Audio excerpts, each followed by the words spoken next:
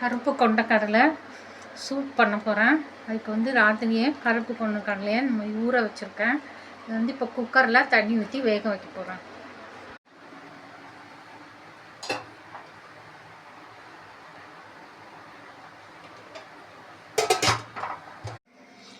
கருப்பு கொண்டக்கடலை வேக வச்சோம். அது நல்லா வெந்துருச்சு. அதில் இந்த தண்ணி இருக்குது. இந்த தண்ணியை வந்து வேஸ்ட் பண்ண வேண்டாம். இந்த தண்ணியில் தான் சூப் பண்ண போகிறோம். இந்த தண்ணியை எடுத்து வச்சுக்கலாம்.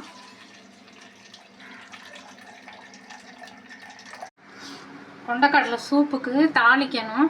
அதுக்கு ஒரு பேனில் ஒரு ஸ்பூன் எண்ணெய் வச்சுருக்கேன். ஜீரகம்,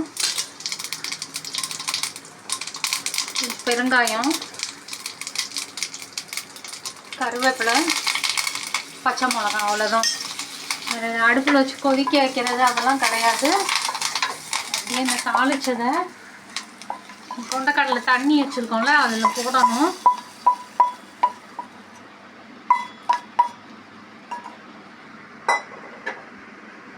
போட்டுட்டு மேலே கொத்தமல்லி, உப்பு வேணும்னா போட்டுக்கலாம். கொண்டக்கடலை வேக வைக்கும் போது உப்பு போட்டிருக்கோம்.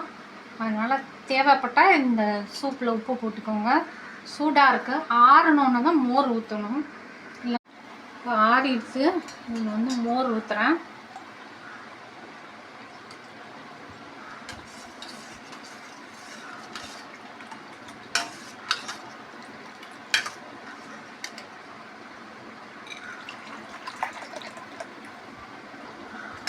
அவ்வளோதான், சூப் ரெடி. இப்போ குடி